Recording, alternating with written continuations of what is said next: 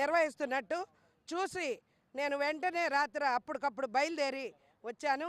ఇవాళ ఇక్కడ మొన్నటి నుంచి కూడా మంగళగిరి వాసులకే ప్రజా దర్బార్ అని అనుకున్నారు చాలామంది, కానీ నన్ను కూడా లోపలికి పంపించడం జరిగింది. సార్కి ఇదంతా వివరించి మాకు విముక్తి కలిగించాలి, మాకు న్యాయం కలిగించాలి. 20 లక్షల అప్పులు తెచ్చి ఇంతేకాదు 161 ప్రోగ్రాంలో ఎన్నో ఉన్నాయి, అనేక బాధలు ఉన్నాయి. అది కాదు, ఇప్పుడు వెంటనే మాకు 200 మంది అక్కడ ఎదురు చూస్తున్నారు. స్టాళ్ళు మూసేసి జైంట్ విల్లు మూసేసి దాన్ని ఖర్చు ₹1 కోటి ఖర్చు. మాకు వెంటనే స్పందించారు. ఒక అందరు అధికారులతో మాట్లాడి 1 గంటలో మాట్లాడి ఈరోజు మాకు సహాయ సహకారాలు వెంటనే అందిస్తానని చెప్పారు. చాలా సంతోషం. మాకు ఇవాళతో విముక్తి కలిగితే మేమందరం కోలుకుంటామని కూడా లోకేష్ బాబు గారికి తెలియపరచుకుంటున్నానయ్యా.